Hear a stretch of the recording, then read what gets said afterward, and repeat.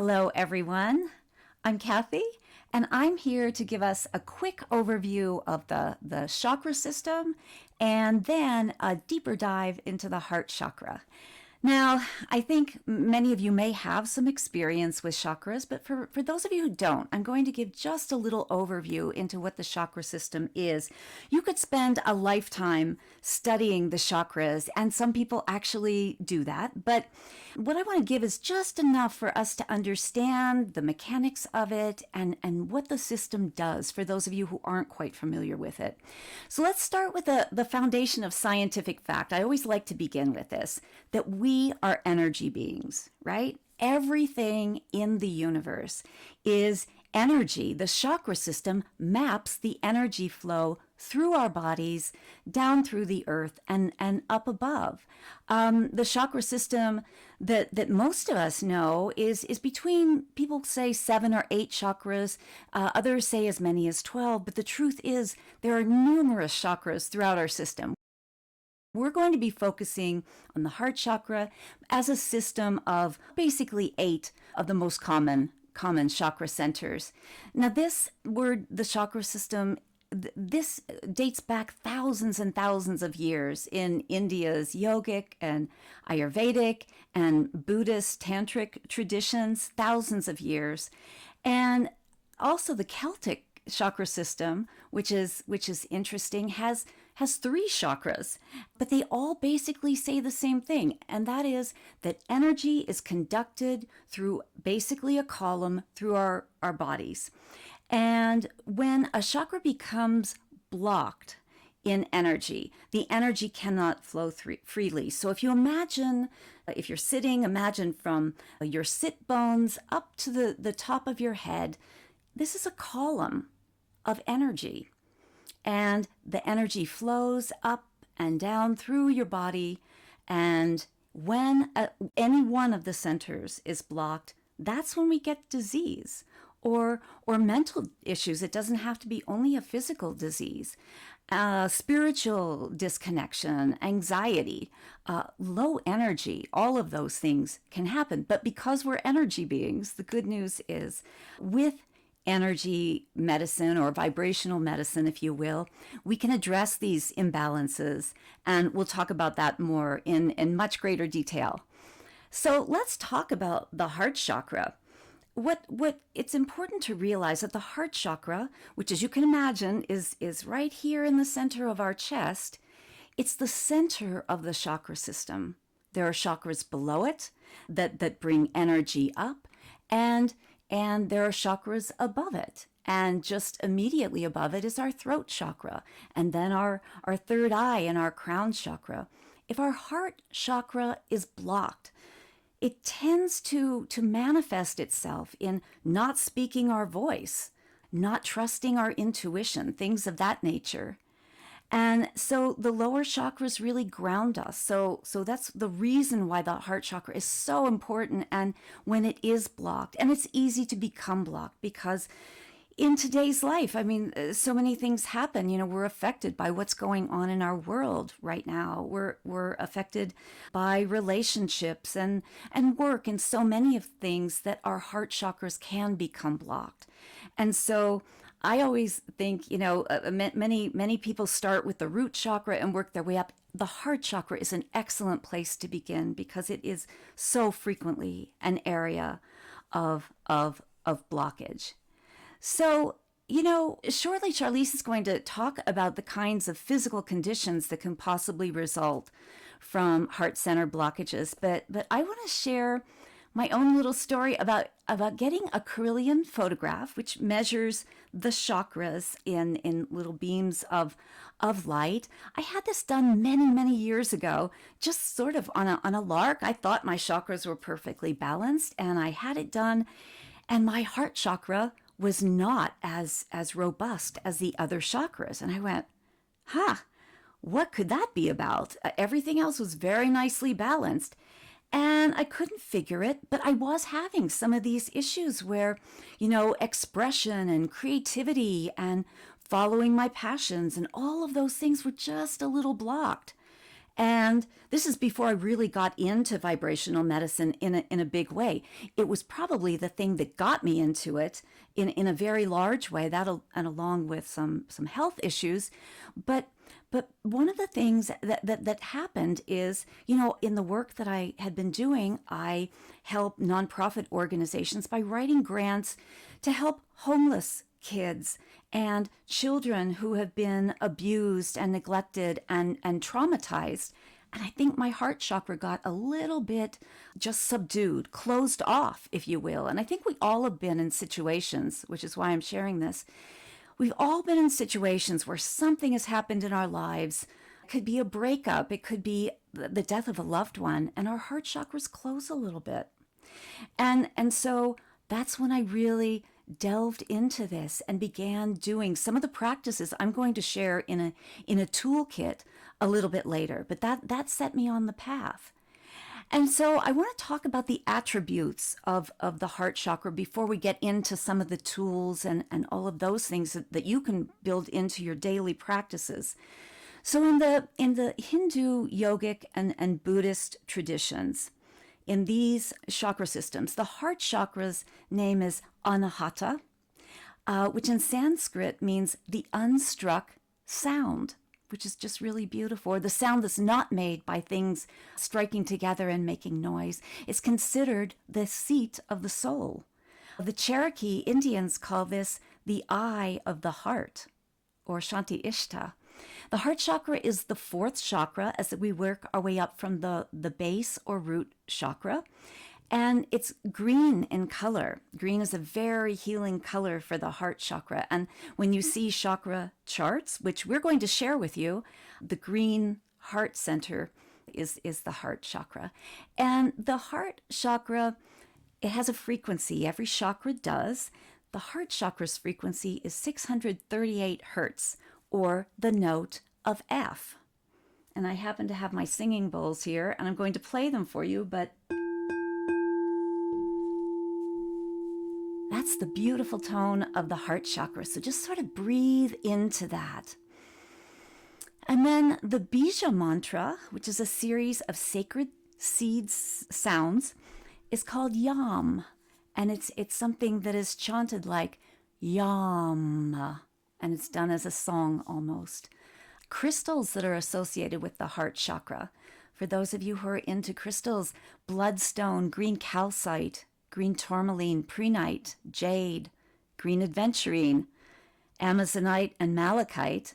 But not only the green stones, pink stones as well, like rose quartz is a beautiful stone of healing that opens the heart chakra to self-love especially. Rhodochrosite, morganite, pink opal, thulite, these all vibrate in the frequency of love. And also golden healer quartzes. I know it's gold, but quartz is kind of a master healer. If you have these crystals, it's wonderful to meditate with them. If you're doing a heart chakra meditation like we'll be doing later, it's a wonderful crystal to wear over your heart to remind us to keep our heart centers open. And I just want to define, when I say open, I don't mean open so much that people can hurt you or harm you, or that you take certain abuse or anything like that. It just means open to your own feelings, to your own self-love, and to connecting with spirit, right? The seat of the soul. So anyway, I want to talk for a second now about heart chakra imbalances from the frequency energy perspective, and then Dr. Charlize is going to talk about, from the medical perspective, heart chakra imbalances. So energy workers like Reiki practitioners and other frequency medicine people, sound healers, acupuncturists will tell you that the heart chakra can actually be perceived when it's blocked as like this dense, almost hard and heavy as stone. That's how we can sometimes see blockages of the heart chakra. Or it can be light and open like a blossoming flower. And we'll talk later in the toolkit section about some visualizations you can do to open the chakras. Many traditions, again, thousands of years old, think of the chakras as all spinning in unison. And so we would think about that green disc of the heart spinning. We also can see it as a lotus blossom opening and closing, and then all setting to the appropriate, balanced place. This is a really nice visualization to do, just to help to keep your heart chakra balanced on a daily basis. And we'll talk more about visualization and all of this later.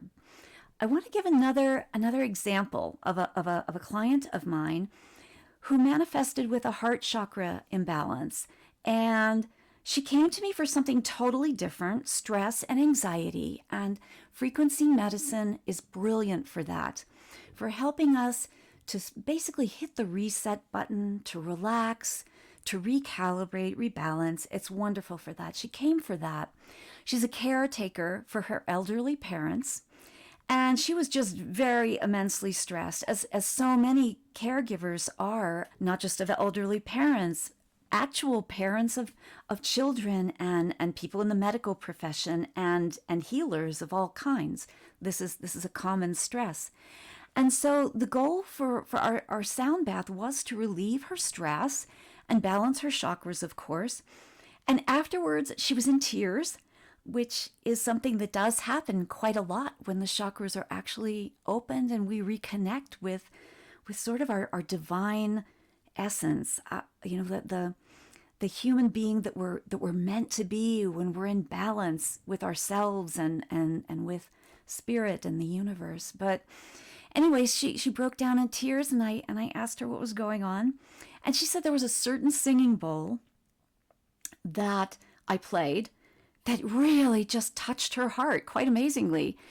And she said she felt something open up within inside her, this feeling of love and compassion toward her parents and toward herself. She was very, very hard on herself, and almost punitively so. But anyway, she was also very, very angry about the situation that she was in, and angry at her parents because they weren't always kind. And so I went through the bowls, and when I played the heart chakra bowl, she said, there it is. That's the one.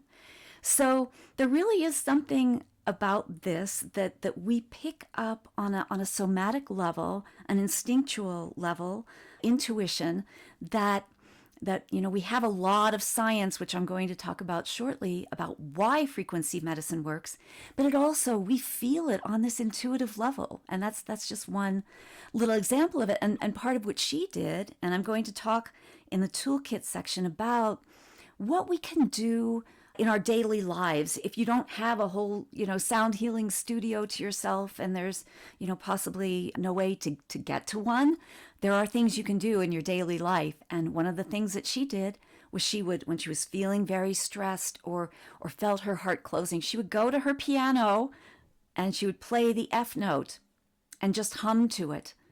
And that really helped to ground her, so that her heart chakra began to feel safe and open and balanced again. So I want to share a little story of that, just because I found it to be really powerful.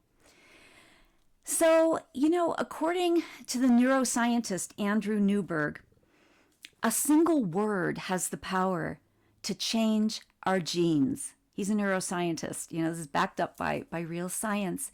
And to change our physiology. Thought creates, it manifests, it transforms our existence. This is called epigenetics or genetic plasticity. And it's about our emotional environment. Sensory neurites in our brain, they're brain-like cells actually in our hearts, sensory neurites. And Charlize knows a lot more about this than I do. Maybe she'll talk about this later. But these brain-like cells in our hearts respond to our perceptions, right? Our perceptions.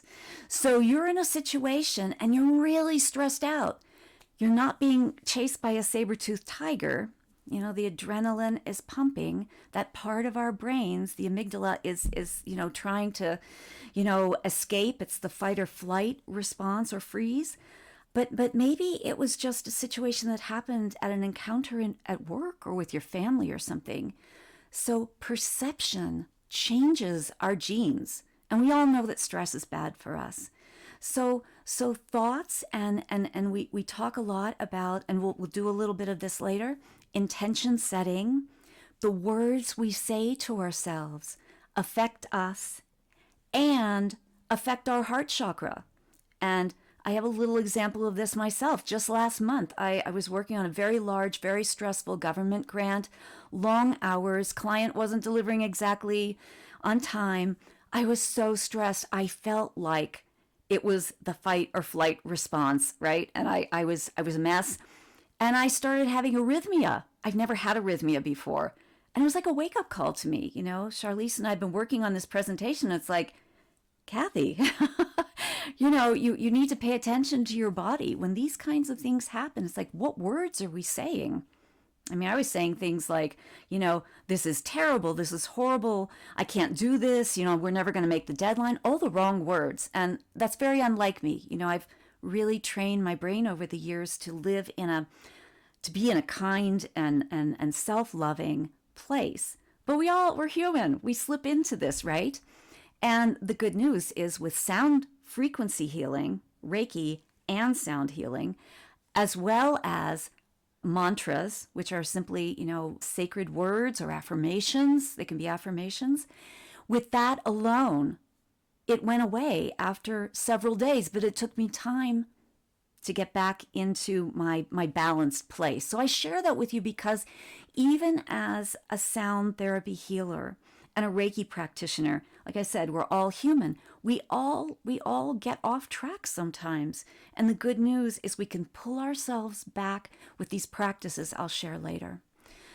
So anyway, what I'd like to talk about now is the science behind why sound healing and Reiki healing, why they work. And there's so much work being done out there right now. Scientists, medical scientists and researchers working with sonic scientists, some of whom I've studied with. And so I have a lot of these beautiful and accessible quotes and information I want to share with you. They're doing a lot of work. This is considered the wave of the future for medicine. And Dr. Charlize already knows this. She incorporates Reiki into her practice and all of these things that we're talking about. And there's an oncologist by the name of Dr. Mitchell Gaynor. He's written a wonderful book for any of you who are interested in taking a deeper dive called The Healing Power of Sound. And he says, thoughts, feelings, and social experiences can actually alter gene expression. It gets back to that quote from the neuroscientist that I said earlier. As a sidebar, hospitals and nursing homes around the United States, as well as throughout Europe, are increasingly incorporating frequency medicine into their departments of integrative therapies that they combine with Western medicine, and they're finding it to be really, really powerful. I just read in the philanthropy news just within a couple of weeks ago, the City of Hope, many of you know this as a biomedical research, treatment, and education center based in California, has announced a $100 million gift from the Panda Charitable Family Foundation. That's Panda Restaurant, right? They're founders, to create an integrative cancer center. This is the Chung Family Center for Integrative Oncology. It'll be a first of its kind national program that brings together Eastern and Western medicine, including energy medicine and sound healing, to improve outcomes and quality of life for cancer patients and survivors. I just had to share that little blurb with you because I thought this is the way of the future. So it's wonderful that you all are tuning in today to get, sort of riding the wave of this as it becomes even bigger. Ultimately, a powerful goal for healing, as I mentioned earlier, is to maintain a balanced, open heart chakra